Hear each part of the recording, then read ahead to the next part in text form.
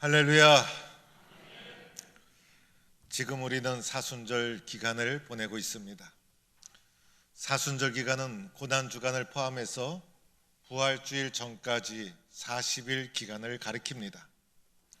이 기간이 되면 예수님의 십자가의 길을 묵상하고 예수님에 대해서 담기를 원하고, 그리고 말씀을 깊이 묵상하고 기도에 더 깊이 들어가고, 그래서 우리의 영적인 믿음의 삶을 회복하는 기회로 삼는 기간이 됩니다. 이 사순절 기간에 나의 기도 생활은 어떠한가? 신앙의 본질, 신앙의 핵심이라 할 수 있는 기도 생활의 이상은 없는가? 나는 예수님이 원하는 대로 기도에 정진하고 있는가? 누가복음을 통해서 기도에 대한 가르침을 배우고 있습니다. 특별히 오늘 말씀, 그리고 지난주 말씀도 누가복음에만 나오는 기도에 대한 말씀입니다. 누가는 그의 복음서 누가복음을 통해서 우리들에게 어떠한 기도를 가르쳐주고 있는가? 오늘 말씀의 결론은 1절에 이미 다 나와 있습니다. 보통 말씀을 길게 하고 마지막에 결론을 내리는데, 오늘 누가복음 18장의 말씀은 결론을 미리 내리고 그리고 비유의 말씀을 진행해 나갑니다. 기도에 대한 누가의 가르침, 오늘 말씀의 결론은 항상 기도하고 낙심하지 말아라. 항상 기도하고 낙심하지 말아라. 이것이 믿음의 사람들이 가져야 될 기도의 자세라는 것입니다. 너희들이 어려움을 이기기 위해서 항상 기도해라. 늘 기도해라. 데살로니가전서 5장 17절에도 쉬지 말고 기도하라. 그래서 항상 기도하고 쉬지 말고 기도하는 것, 믿음의 사람들이 해야 될 일이다. 또한 낙심하지 말아라. 세상에 살면서 힘든 일, 어려운 일, 예상하지 못한 시련이 몰려올지라도 낙심하지 말아라. 이것이 너희를 향한 예수님의 뜻이다. 항상 기도하고 낙심하지 말아라. 이것이 우리를 향한 기도에 대한 주님의 가르침인 것입니다. 오늘 예수님께서 왜 항상 기도해야 되는지 비유를 통해 말씀해 주십니다. 어느 도시에 재판관이 있었습니다. 그런데 이 재판관은 하나님을 두려워하지 않고 사람을 무시하는 재판관이었습니다. 하나님을 사랑하고 이웃을 사랑하라, 율법의 가장 소중한 핵심 가르침이었는데 이것을 존중하지 않는 재판관이었습니다. 하나님을 두려워하지 않는다는 것, 무엇을 말합니까? 사람은요, 죄를 짓게 되면 마음속에 두려움이 있어요. 하나님이 나를 벌하시지 않을까? 큰 사고를 치고 나면 내가 죄의 값을 받지 않을까?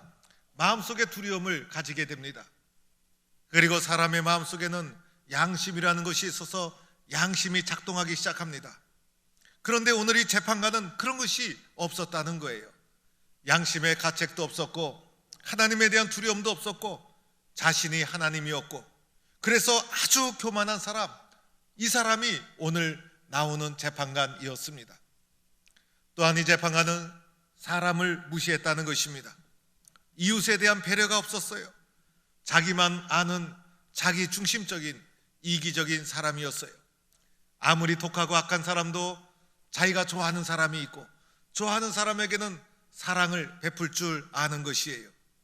그러나 이 사람은 다른 사람에 대해서 관계 속에서 빚어지는 이해라든지 관용이라든지 인정이라든지 격려라든지 용서라든지 희생이라든지 이런 아름다운 가치를 발견할 수 없는 아주 자기중심적인 강팍한 사람이 오늘 말씀에 나오는 재판관이었습니다.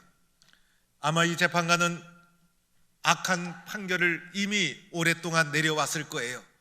왜냐하면 하나님을 두려워하지 않고 사람을 무시하는 이 재판관, 교만하고 이기적인 재판관, 옳고 그름이 중요한 것이 아니라 자기중심적인 판결을 내리는 재판관이었기 때문에 지금까지 악한 재판을 많이 행했던 재판관이다 할 수가 있는 것입니다. 그런데 이 도시에 과부가 또한 살고 있었다는 것입니다. 과부는 세상에서 가장 연약하고 힘이 없는 상징적인 존재로 등장하고 있는 거예요. 먼저 이 과부는 경제적, 물질적으로 아무런 힘이 없었을 겁니다. 세상에 힘도 없고 능력도 없고, 그래서 자기의 문제를 해결해 줄 인맥도 없고 물질도 없고, 그래서 아무런 힘이 없는 가난하고 무기력한 사람, 이 사람이 오늘 나오는 가부였습니다.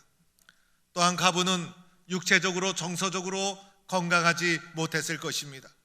사람이 그래도 부부관계, 가정이 잘 정상적으로 이루어져 있어야 대화도 나누고 식탁도 함께 나누면서 건강을 유지하게 되는데, 아마 이 가부는 혼자였기 때문에 식사도 제대로 나누지 못했을 것입니다. 제가 아는 권사님 한 분도 6.25 때 남편을 잃고 평생을 혼자 사셨어요. 그래서 이분은 항상 먹는 것이 시원찮았어요. 그러다 보니 마음도 울적하고 육신의 건강도 부족하고 항상 어려운 가운데 살으셨던 권사님이 기억이 납니다. 아마 이 가부도 건강이 좋지 못했을 것이다. 또한 이 가부는 아주 외로운 사람이 아니었을까? 마음을 나눌 사람이 없었다는 것입니다. 어느 집사님이 남편이 돌아가시고 나니 대화할 사람이 없어서 가장 마음이 외롭고 힘들다. 어느 목사님이 사모님을 먼저 천국에 보내고 나서 빈집에 들어가는 것이 가장 두렵다. 그래서 혼자 되었다는 것이 너무나 외롭고 힘든 것이었고, 의논할 상대가 없이 인생을 살아가는 이 가부는 몹시 외로운 사람이었습니다. 또한 이 사람은 다른 사람에게 무시당하기 쉽습니다. 남편이 없어 봐요, 무시당하죠. 그래서 오늘 이 가부도 나의 원한을 풀어주셔서 이렇게 간청한 것으로 보아서 지속적으로 무시를 당하고 지속적으로 사람들에게 무시를 당하고 공격을 당해서 그것이 마음의 원한으로 맺어진 이런 상태였다는 것을 알게 됩니다. 사랑하는 성도 여러분, 이러한 문제를 어떻게 해결해야 합니까? 가부에게는 이런 문제를 해결할 능력이 아무것도 없었습니다. 자신의 능력과 자신의 힘으로 자신이 지속적으로 겪고 있는 원한 맺힌 문제를 해결할 수가 없었다는 것입니다. 이 문제를 풀어줄 사람은 재판관 밖에 없었던 것이죠. 그러나 이 재판관이 아주 악한 재판관이 있다는 것이 문제였어요. 가부의 입장에서는 앞이 캄캄한 일이었고 크게 낙심되는 일이었어요. 가부에게는 오늘 자신의 문제를 해결하느냐 해결하지 않느냐, 이 문제를 포기하고 싶은 마음이 충만했을 거예요. 그에게는 포기하고 싶은 이유가 충분히 있었다는 것이에요. 오늘 우리가 세상을 살아가면서 어렵고 힘든 문제를 겪게 될 때 마음속에서 포기할까 그만둘까 이런 유혹을 받게 됩니다. 포기하거나 그만두고자 하는 마음이 생겨날 때는요, 그만한 합당한 이유도 함께 나타나게 되는 거예요. 그래서 포기하고 싶은 이유가 충분히 있었다는 것입니다. 그런데 이 가부는 포기하지 않았다는 것입니다. 이 가부가 어떻게 하였습니까? 주저하지 않고 포기하지 않고 이 가부는 재판관에게 이 문제를 가지고 나가기 시작합니다. 오늘 가부가 재판장에게 문제를 가지고 나가는 장면을 보면 그에게 자주 갔다고 합니다. 자주 갔다는 것은 반복적인 행동을 가리킵니다. 또 가고 또 가고 또 매달리고 또 매달리고 끊임없이 반복하는 행위를 거듭해 나갔다는 것이죠. 또 가서 안 되는 또 가고 또 반복하고, 그래서 자주 반복했다는 것을 말해주고 있습니다. 그리고 재판장에게 가서 어떻게 했습니까? 내 원수에 대한 나의 원한을 풀어주셔서 자신의 문제를 내어놓기 시작한 것입니다. 자신의 문제를 알도록 했다는 것입니다. 이것을 우리에게 적용해 보면 자주 하나님 앞에 찾아가서 나의 문제를 하나님 앞에 꺼내놓고 기도하기 시작했다라고 말할 수가 있는 것입니다. 오늘 원수, 원한 이런 표현을 한 것으로 보아서 이 가부는 감정의 상처를 깊이 받았습니다. 그리고 반복적으로 받았던 깊은 상처라는 것을 알 수가 있습니다. 가부의 입장에서 원한과 그리고 이 원수에 대한 억울함을 호소하는 것, 정당하고 당연한 것이었습니다.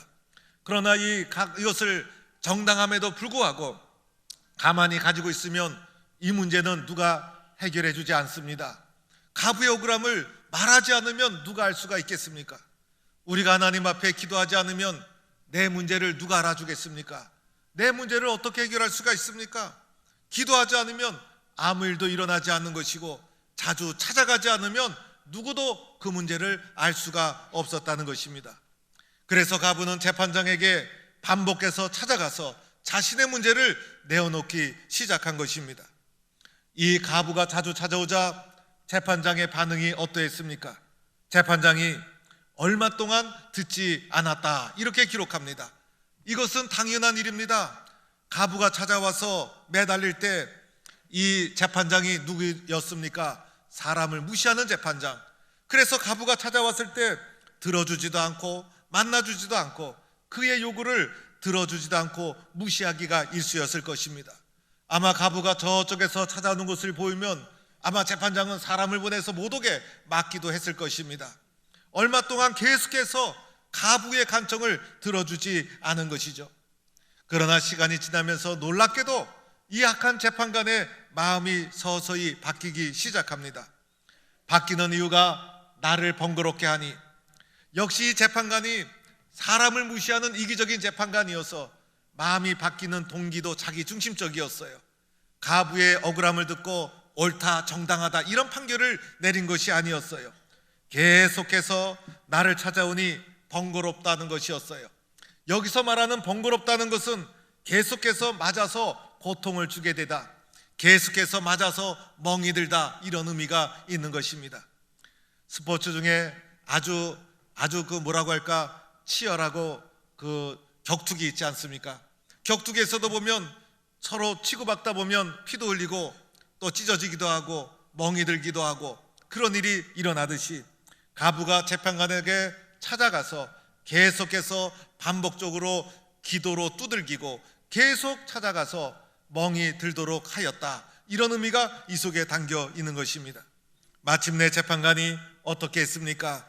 그 원한을 풀어주리라, 그러하지 않으면 늘 와서 나를 괴롭게 하리라 라고 하면서 가부의 원한을 마침내는 풀어주게 되었다는 것입니다. 오늘 이 재판관이 가부의 원한을 풀어준 것은 가부의 이유가 정당해서가 아니었어요. 자주 와서 번거롭게 그리고 괴롭게 이렇게 끝까지 끈질기게 간청하는 가부의 요구를 들어주지 않을 수가 없었다는 것입니다. 사랑하는 성도 여러분, 오늘 말씀에는 등장인물이 딱 두 사람 나와요. 두 사람 나오는 이유는 이 두 사람을 통해서 배우라는 거예요. 하나는 과부의 모습이죠. 과부의 모습을 통해서 과부임에도 불구하고 억울함에도 불구하고 지속적으로 공격을 당했음에도 불구하고 마음속에 큰 원한이 있음에도 불구하고 이 원한을 풀 길이 없음에도 불구하고 끈질기게 낙심하지 않고 기도하고 찾아가는 가부의 끈질긴 모습을 배우라는 것입니다. 이렇게 기도하라는 것을 가르쳐주고 있는 거예요. 세상에 문제 없는 사람이 어디 있겠어요? 문제가 있을 때 하나님 앞에 끈질기게 기도하면 되는데 오늘 이 가부의 모습을 통해서 끈질기게 기도하는 모습을 가져야 된다 가르쳐주고 있는 거예요. 우리의 기도는 너무 짧지는 않은지, 우리는 얼만큼 주님 앞에 진실하게 기도하고 있는지. 기도는 많이 하면 할수록 좋은 것인데 끈질기게 해야 되는 것이 우리의 기도인데 그것이 곧 믿음인데, 또한 가부가 반복해서 자주 찾아가지 않았습니까? 다른 문제로 가지고 찾아간 것이 아니에요. 한 가지 문제를 가지고 반복적으로 재판장에게 끊임없이 찾아갔듯이 우리의 기도도 반복해서 또 하고 반복해서 또 하고 했던 것을 또 하고 끊임없이 또 하고 끈질기게 자주 하고 포기하지 않고 부르짖는 것이 우리의 기도여야 된다. 오늘 이 시대를 살아가는 믿음의 사람은 어쩌면 세상 속에 가부와 같이 무기력한 연약한 사람일지도 모른다. 초대교회 공동체 안에서 신앙을 가지고 살아간다는 것은 이 가부와 같이 의지할 것 없는 사람일 수도 있다. 그러나 너희들이 끈질기게 기도하면 된다는 것을 말해주고 있는 것이에요. 그리스도인들이 이 세상 속에서 어떻게 살아가고 있는가를 말해주고 있는 거예요. 나는 끈질기게 기도하고 있는가? 나는 지속적으로 기도하고 있는가? 가부를 통해서 우리의 기도의 모습을 다시 한번 재점검하도록 만들어주고 있는 겁니다. 두 번째는 재판장의 모습을 통해서 배워야 한다는 것이에요. 불의한 재판관임에도 불구하고 끈질기게 매달리니 나중에는 응답해 주지 않았습니까? 재판장의 말씀을 통해서 우리에게 이렇게 말합니다. 불의한 재판관이 말한 것을 들으라. 불의한 재판관이 말한 것을 잘 듣고 깨달아야 된다는 것이에요. 재판관이 뭐라고 말합니까? 내가 그 원한을 풀어주리라. 불의한 재판관임에도 불구하고 가부의 간청을 들어주어서 원한을 풀어주리라. 불의한 재판관임에도 불구하고 마지막 결론을 이렇게 내렸다는 것입니다. 성경은 말합니다. 불의한 재판관임에도 불구하고 그 원한을 풀어줬는데 하물며 하나님께서 그 밤낮 부르짖는 택하신 자들의 원한을 풀어주시지 않겠느냐? 하나님이 오래 참으시겠느냐? 오늘 이 말씀 속에서 강조하는 것은 하나님은 반드시 들어주신다는 거예요. 하나님의 응답은 확실하다는 거예요. 하나님은 속히 들어주신다는 것이에요. 오늘 말씀을 보면 부르짖는 가부가 초점인 것 같죠? 그러나 더 깊이 보면 응답해 주는 재판관, 응답해 주시는 하나님에게 더 중요한 초점이 놓여져 있는 것입니다. 하나님은 반드시 들어주시니 간절히 부르짖는 사람이 되어야 한다는 것을 우리에게 말해주고 있는 것입니다. 저는 지난 주간에 총회 세계 선교부에서 추방된 선교사를 위로하는 모임을 다녀왔어요. 오늘 중국에서 사드 문제 때문에 중국과 관계가 안 좋아지면서 선교사들이 여러 명이 추방을 당하고 있어요. 그분들이 추방을 당하고 나서 갑자기 우울증에 걸리고 외로움을 견디지 못하고 여러 가지 문제가 지금 발생하고 있어서 이분들을 어떻게 위로하고 그분들의 선교의 방향을 재설정하는 데 어떻게 도와줄 수 있을까? 그들이 겪는 고통과 어려움을 어떻게 공감해 줄 수 있을까? 총회가 소중하게 다루고 있는 문제 중에 하나입니다. 그런데 몇 주 전에 우리 교회가 후원하는 우리 중국에 있는 민병영 선교사한테 제가 편지를 받았어요.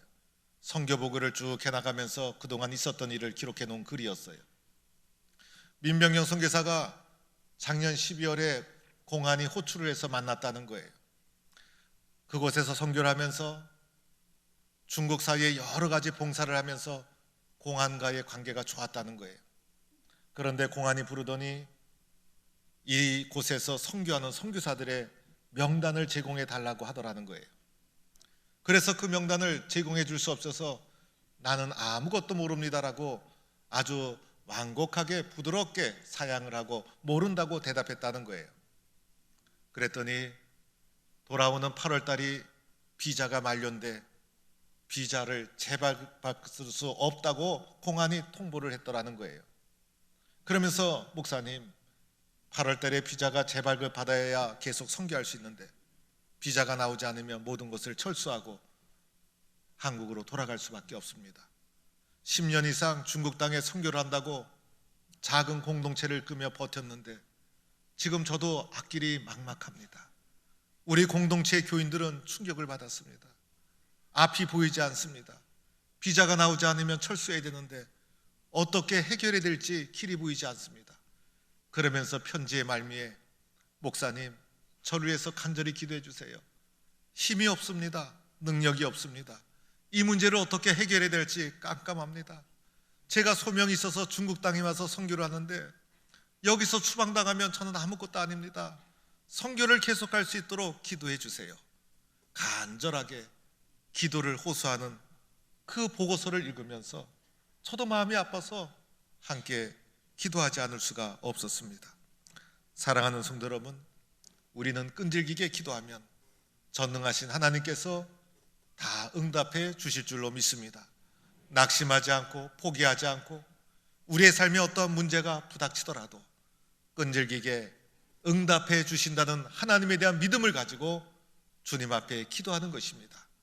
오늘 이 연약한 가부는 누가가 누가복음을 썼을 때 초대교회 그리스도인들의 모습이었을 거예요. 어쩌면 오늘 이 시대를 살아가는 우리들의 모습일 수도 있어요. 악한 재판관은 그러함에도 불구하고 응답해 주지 않았습니까?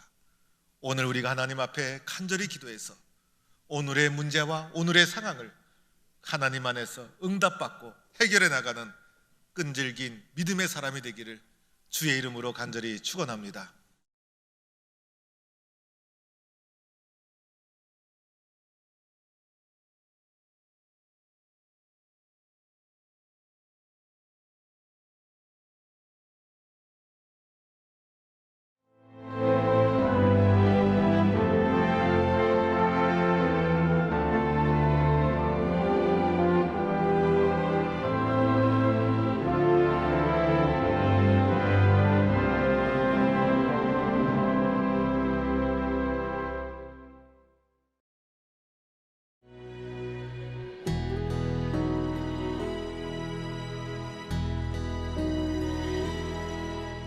나를 지으신 이가 하나님,